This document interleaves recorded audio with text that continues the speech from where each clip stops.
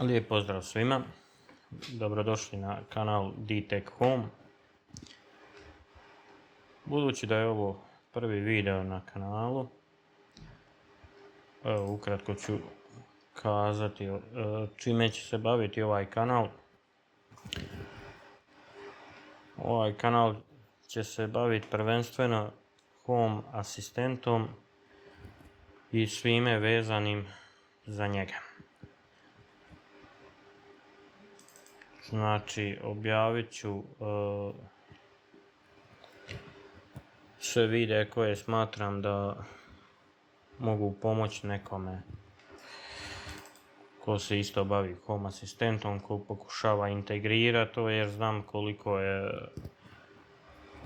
koliko treba i vremena i truda uložiti u to sve, da se to sve postavi kako treba kad krećeš od početka. Pa ću ja podijeliti neko svoje iskustvo, možda nekom pomogne. Tako da, a možete i vi u komentarima videa izraziti želju ako neko ima neki problem, pa ćemo pokušati naći rješenje zajedno i sve to objaviti na kanalu. Uglavnom na kanalu će se objavljivati sve vezano za home asistent, a i uglavnom vezano i za cijeli tehnološki svijet, tako da prvenstveno mi je cilj da se bavim malo pametnom kućom, tako da će tema biti vezana uz to. Evo, za početak prezentirat ću vam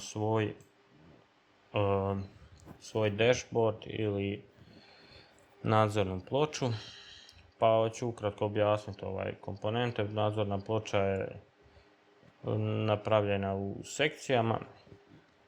Mislim da to najbolje funkcionira i na mobitelu, i na kompjuteru, i na tabletu, da se najljepše prikazuje. Evo, ovo je moja ploča, tu imamo znači jednu karticu sa vremenskom prognozom, standardna vremenska prognoza, znači mislim da je to čak onaj modul koji je integriran u sam home asistent, dolazi odmah s njime. Ispod imamo 3 senzora temperature u prizemlju, na katu i vani. Tu ispod imamo znači, karticu sa klimom. Klima je marke Elite, znači to je integracija što je uspjela pokupiti. U biti ima one neke osnovne funkcije koje su sasvim dovoljne za funkcioniranje klima uređaja. Tu je ispod potrošnja, tu imam odvojen jedan mjerač, pametni mjerač električne energije koji mjeri potrošnju, znači kad je klima uključena, evo kad upalimo primjera na grijanje. Sad će dole kartica sa mjeračem požutiti, znači što signalizira da ima potrošnja. U biti ja sam stavio, vi možete staviti koliko hoćete, da požuti samo kad je preko 10 W trenutna potrošnja. Evo, što se smatra aktivno, jer nekad bude potrošnja 3-4 W, to je u stand-by modu pa ona vuče. U biti ta kartica potrošnja komunicira sa odvojenim uređajem, znači koji je namijenjen samo za tu svrhu, za mjerenje potrošnje, a klima ima opet svoju integraciju, ova gore je odvojena.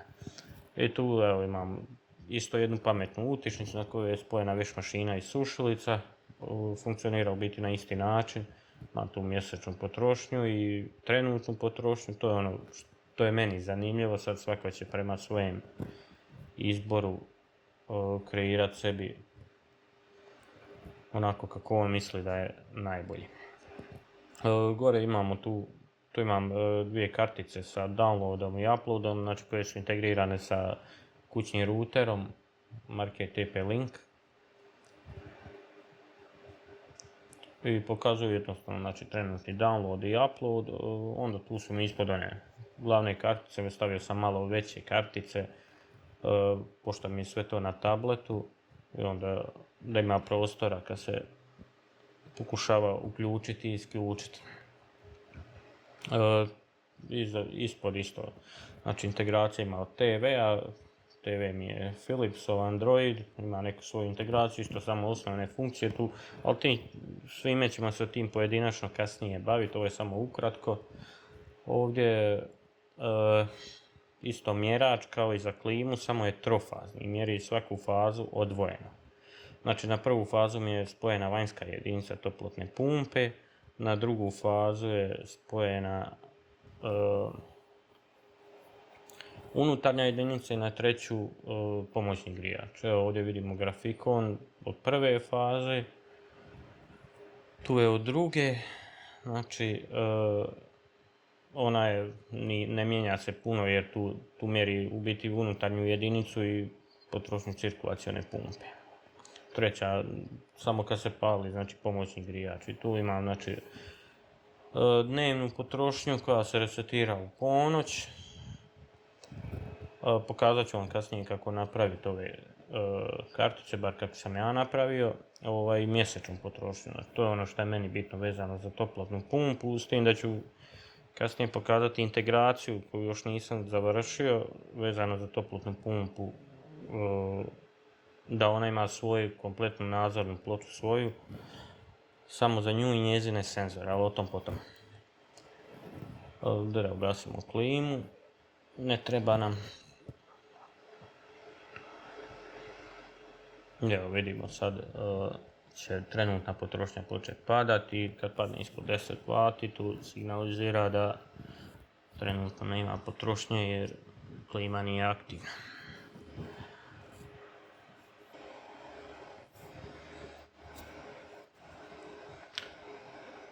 Idemo dalje da vidimo. Evo tu imamo isto grafikon, tu imamo toplotne pumpe, znači za cijeli dan, to je zadnja 24 sata. Tu su mi kamere, tu sam integrirao kamere, ali preko ove integracije od Home asistenta, s tim da planiram integrirati uskoro FreeGate koji je puno moćniji. Ovo je samo, ajmo reći, preview na nadzornoj ploči da vidite, da imate prozor u kameru. A o tom ćemo kasnije, znači u zasebnom videu o integraciji FreeGate-a koji je jako moćan. Tu gore imamo znači kartice od senzora vrata, tu mi je zaštita, kad aktiviram gumb zaštite onda pokreće određene automatizacije vezane za sigurnost. Tu gore imam dvije scene, znači ovo su scene kod kuće i laku noć. U biti kad pođeš na spavanje, klikneš laku noć, on gasi sva svjetla koja sam mu zadao, uključujući primjera TV i sve što želite. Tako da ako kod kuće dolaziš kući, ne znam, neko vrijeme i što želiš da te dočeka da je uključeno već u kući, jednim klikom se to može riješiti pomoću ovih kartica. Eto, toliko za sad. To je samo onaj osnovni dio, čisto da upoznate trenutni moj dashboard koji ću sigurno mijenjati i nadograđivati kasnije, tako da ću to sve podijeliti sa vama što budem radio. Pa evo, ako imate neki pitanja, komentara, slobodno pišite u komentar i svakako zapratite ovaj kanal, bit će zabavno i bit će dosta korisnih stvari vezane prvenstveno uz Home asistent, a i sve ostale stvari iz svijeta tehnologije. Lijep pozdrav!